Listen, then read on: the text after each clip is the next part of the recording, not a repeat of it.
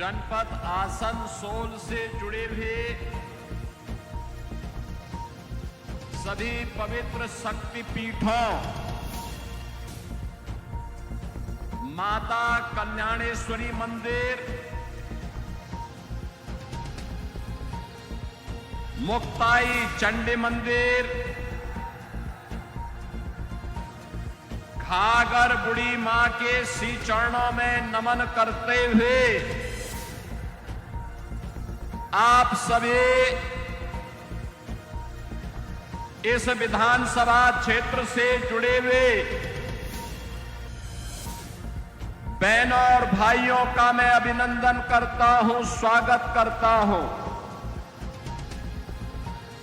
आज के इस चुनावी सभा में उपस्थित इस क्षेत्र से एनडीए के प्रत्याशी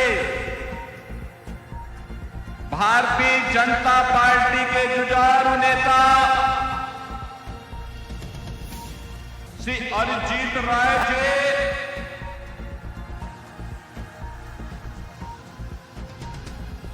राजस्थान विधानसभा के सदस्य श्री जितेंद्र खटवाल जी, मंच में उपस्थित भारतीय जनता पार्टी के हमारे वरिष्ठ पदाधिकारीगण श्री विवेक रंगा जी, अपूर्व हाजरा जी, जयंती विश्वास जी, विभेंदु मिश्रा जी, पावन मंडल जी, अमन राय जी, काकोली घोष जी, श्री संतोष सिंह जी और भारी संख्या में उपस्थित बारापानी विधानसभा क्षेत्र से जुड़े हुए मेरे सभी उपस्थित बहनों और भाइयों, पश्चिमी बंगाल विधानसभा चुनाव के दौरान आज मुझे आसनसोल से जुड़ी हुई इस पावन भूमि में आप सभी वीर योद्धाओं के साथ संवाद करने का सौभाग्य हो रहा है। भाइयों, मैं जानता हूं कि जब मेरे कार्यक्रम यहां पर लिया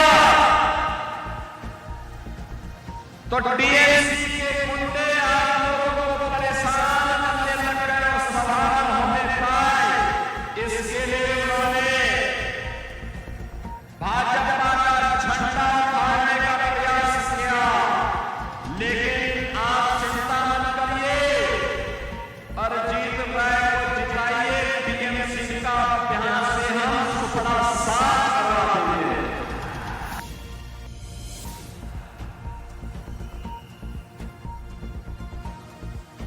बहनों भाइयों, मैं बंगाल की इस पावन धरा को नमन कर रहा हूं, जो भारत की प्रेरणा भूमि रही है। ये बंगाल की भूमि आज से नहीं, सैकड़ों वर्षों से भारत की प्रेरणा भूमि थी। ये प्रेरणा भूमि, जिस भूमि ने भारत को राष्ट्रगान जन गण मन के रूप में श्री रविंद्रनाथ ठाकुर की कृति के माध्यम से पूरे देश को एक राष्ट्रगान दिया। ये बंगाल की भूमि है जिसने भारत को राष्ट्रगीत वंदे मातरम दिया, और यह वर्ष अत्यंत पवित्र है। यह वर्ष वंदे मातरम के 150 वर्ष पूर्ण होने के वर्ष हैं, और वंदे मातरम के गीत ने भारत की आजादी को एक मंत्र दिया था, और वंदे मातरम के 150 वर्ष पूर्ण होने पर बंगाल की धरती टीएमसी की अराजकता से मुक्त होने का आह्वान भी आप सबसे करने के लिए आई है। ये वही धरती है जिसने एक से बढ़कर एक आध्यात्मिक साधक दिए। ये वही धरा है जिस तरह से रामकृष्ण परमहंस ने अपनी आध्यात्मिक ऊंचाइयों की परचम दुनिया को दिखाई थी। ये वही धरा है जहां पर साधना के साथ साथ राष्ट्रवाद एक साथ काम कर सकता है। स्वामी प्रणवानंद जी महाराज ने इसी पावन धरा से सिद्ध दीक्षा पूरे भारत में अपने सन्यासियों को दी थी। ये वही तरह है जिसने स्वामी विवेकानंद भारत को दिया और स्वामी विवेकानंद ने वैश्विक मंचों पर कहा था, गर्व से कहो हम हिंदू हैं। यह एहसास किसी ने कराया था, स्वामी विवेकानंद ने कराया था। बहन और भाइयों, याद करिए खुदीराम बोस ने जहां हंसते हंसते देश की आजादी के लिए फांसी के फंदों को चूमा हो, जिस तरह ने देश की आजादी के लिए नेताजी सुभाष चंद्र बोस और अरविंद घोष जैसे राष्ट्रवादी चिंतक दिए हो, जुझारू नेतृत्व दिए हो, तो मुझे खून दो मैं तुम्हें आजादी दूंगा, इसका उद्घोष नेताजी सुभाष चंद्र बोस ने दिया था। बंगाल की धरती ने नेताजी को भारत को दिया था। और याद करिए, भारतीय जनसंघ के संस्थापक अध्यक्ष डॉक्टर श्यामा प्रसाद मुखर्जी, एक देश में दो प्रधान, दो विधान, दो निशान नहीं चलेंगे का घोष करने वाले डॉक्टर श्यामा प्रसाद मुखर्जी बंगाल की देन थी। और बंगाल के कारण आज भारत के अंदर जो आतंकवादी, जो उग्रवादी कश्मीर को पृथक मान्यता देने के लिए कांग्रेस की कुछ चालों के कारण भारत की एकता और अखंडता को चुनौती दे रहे थे, डॉक्टर श्यामा प्रसाद मुखर्जी के उस संकल्प को आज भारत के प्रधानमंत्री श्री नरेंद्र मोदी जी के नेतृत्व में उस सपने को जो कभी बंगाल के सपूत डॉक्टर श्यामा प्रसाद मुखर्जी ने देखा था, उस सपने को साकार करने का काम आज के यशस्वी प्रधानमंत्री श्री नरेंद्र मोदी जी के नेतृत्व में आज पूरा हुआ है। कश्मीर में धारा 370 समाप्त हुई। कश्मीर में भारत का कानून वैसे ही लागू होता है जैसे बंगाल, बिहार और यूपी के अंदर लागू होता है।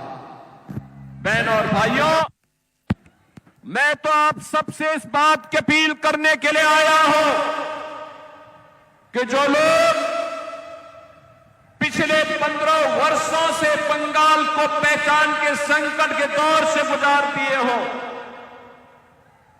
जिन्होंने बंगाल को टेरर का, माफिया राज का और कटमनी एंड करप्शन का अड्डा बना दिया हो, वह टीएमसी अब नहीं चाहिए। इन लोगों ने यहां पर आम जनमानस के सामने, नौजवानों के सामने, बेटी और बहनों के सामने एक भय का माहौल पैदा किया है। इनके कारण माफिया पैदा हुए हैं, सैंड माफिया, कोल माफिया, लैंड माफिया। ये माफिया प्रवृत्ति, ये बीजेपी इसको समाप्त करेगी। बीजेपी का संकल्प है और जो जनता के लिए मोदी जी पैसा भेजते हैं दिल्ली से, ये टीएमसी के गुंडे जो पैसा हजम कर जाते हैं। बहनों और भाइयों, आज मैं कहने के लिए आया हूं आपसे यही, जो अराजकता आपको यहां देखने को मिलती है, जो भय का वातावरण है, जो दंगे हैं, जो माफिया राज है, सैंड माफिया और कोल माफिया का वर्चस्व दिखाई देता है, जो विकास के पैसे में कटमनी और करप्शन की भेंट चढ़ जाता है, इससे इसी प्रकार की बुरी स्थिति आज से 9 वर्ष पहले उत्तर प्रदेश की भी थी। याद करिए, उत्तर प्रदेश 9 वर्ष पहले वहां हर दूसरे तीसरे दिन एक दंगा होता था। कोई पर्व और त्योहार नहीं हो सकता था। बान और बेटियां सुरक्षित थी, गुंडागिर्दी चरम पर थी, अपराध चरम पर था, माफिया हावी थे और जनता की सुविधा और जनता के विकास के लिए आने वाले पैसे में ऐसी डकैती पड़ती थी। इसका उपचार केवल और केवल एक है, और वह है डबल इंजन की भाजपा की सरकार। डबल इंजन की भाजपा की सरकार। बहनों और भाइयों, आज आप देख रहे होंगे, जब उत्तर प्रदेश के अंदर माफिया की हड्डी और पसली को यूपी का बुलडोजर ठीक करता है और उसकी संपत्ति को अपने कब्जे में लेकर के गरीबों का आवास बनाती है, तो माफिया राज समाप्त हो जाता है। आज यूपी में न कर्फ्यू है न दंगा है, यूपी में अब सब चंगा है। याद करिए, पहले राम जन्मभूमि के लिए हमें आंदोलन करना पड़ता था, राम भक्तों पर गोलियां चलती थी। मुझे अभी एक कार सेवक मिला है यहां पे, और राम भक्त कह रहा था कि मुझ पर 1990 में टीएमसी की ही पार्टनर पार्टी समाजवादी पार्टी ने गोलियां चलवाई थी, इनकी सरकार में गोलियां चली थी। ऐसे यूपी में भी जैसे ममता दीदी को राम नाम से चिढ़ है, दुर्गा पूजा से चिढ़ है, ऐसे ही यूपी में भी चिढ़ होती थी। और डबल इंजन की सरकार आई। अब अयोध्या में भगवान राम का दुनिया का सबसे बड़ा मंदिर बनकर के खड़ा हो गया है। क्या कांग्रेस रोक पाई? क्या समाजवादी पार्टी रोक पाई? क्या टीएमसी रोक पाएगी? इसकी गारंटी केवल और केवल मोदी जी की ही गारंटी हो सकती है। मोदी है तो मुमकिन है।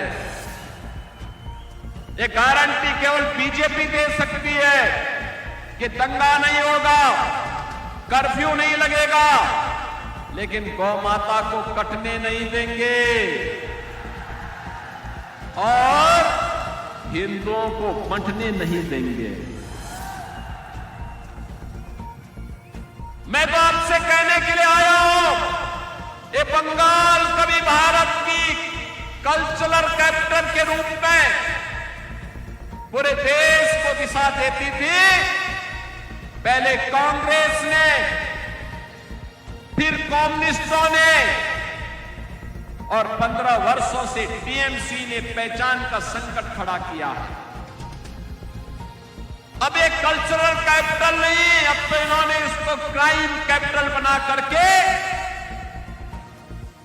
आपके सामने पहचान का संकट खड़ा किया है। याद करिए, बंगाल आजादी के बाद विकास के पथ पर आगे चल रहा था, देश की अर्थव्यवस्था का ग्रोथ इंजन था। उस समय बंगाल भारत की आवश्यकताओं की पूर्ति करता था, उद्योग धंधे थे। एक इकोनॉमिक लीडर के रूप में बंगाल की तूती बोलती थी। नौजवानों के लिए नौकरी भी थी तो रोजगार भी था। अन्नदाता किसान प्रसन्न था। मछली उत्पादन तेजी के साथ बढ़ रहा था। चावल का उत्पादन भी बंगाल के अंदर तेजी के साथ बढ़ रहा था।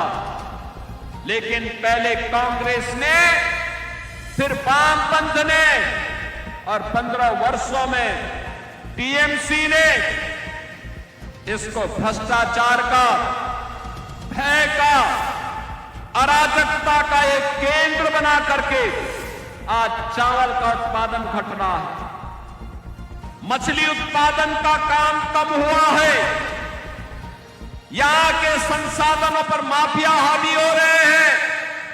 नौजवान के लिए नौकरी और रोजगार गायब। किसान प्लान करने के लिए मजबूर है क्योंकि उसको उसकी उपज का दाम नहीं मिल पाता है। यूपी के अंदर आलू का दाम 15 से 16 रुपया किलो मिल रहा है और बंगाल में 1 से 1.5 रुपया मात्र मिल पा रहा है। इतना अंतर है। बहनों और भाइयों, आज मैं आप सबसे यही कहने के लिए आया हूं। मैं आपसे एक ही बात कहने के लिए आया हूं।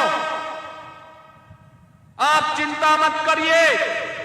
टीएमसी के गुंडे क्या कह रहे हैं, भयभीत मत होइए। कोई माफिया क्या कह रहा है, उससे भयभीत होने की आवश्यकता नहीं। कोई मौलाना क्या पक रहा है, उससे चिंता करने की आवश्यकता नहीं। आने दीजिए डबल इंजन की बीजेपी की सरकार को।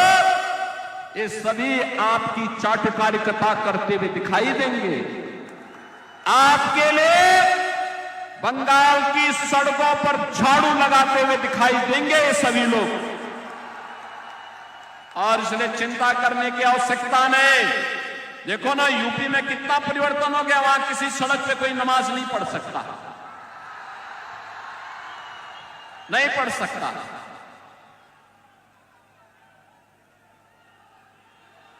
वहां पर्व और त्योहार शांतिपूर्ण तरीके से मनाए जाते हैं। कोई अराजकता नहीं, कोई गुंडागर्दी नहीं। हर बेटी और बहन को सुरक्षा की गारंटी है। लेकिन बंगाल में धड़ल्ले से गौ कसी होती है, गौ हत्या होती है, गौ तस्करी होती है। पर्व और त्योहार के पहले उपद्रव हो जाते हैं। और इसीलिए बहनों और भाइयों, इसकी गारंटी, सुरक्षा की गारंटी, समृद्धि की गारंटी,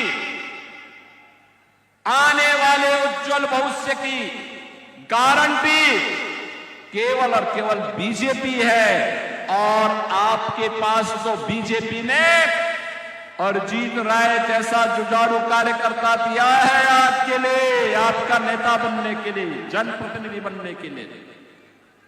एमएलए के प्रत्याशी के रूप में अरिजीत राय को, अरिजीत का मतलब ही होता है कि वो शत्रु को जीत सके। इसलिए अरिजीत राय को भारी बहुमत से विजयी बनाइए। बंगाल में बीजेपी की डबल इंजन सरकार को लाइए। समस्या का समाधान प्रधानमंत्री मोदी जी के नेतृत्व में डबल इंजन, डबल स्पीड से करेगा, बुलेट की स्पीड से करेगा।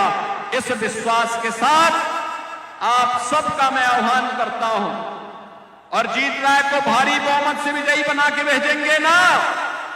सभी लोग दोनों हाथ पकड़ करके बोलो मेरे सामने, सभी लोग जिताएंगे, भारी बहुमत से विजयी बनाएंगे। आशीर्वाद मिलेगा ना?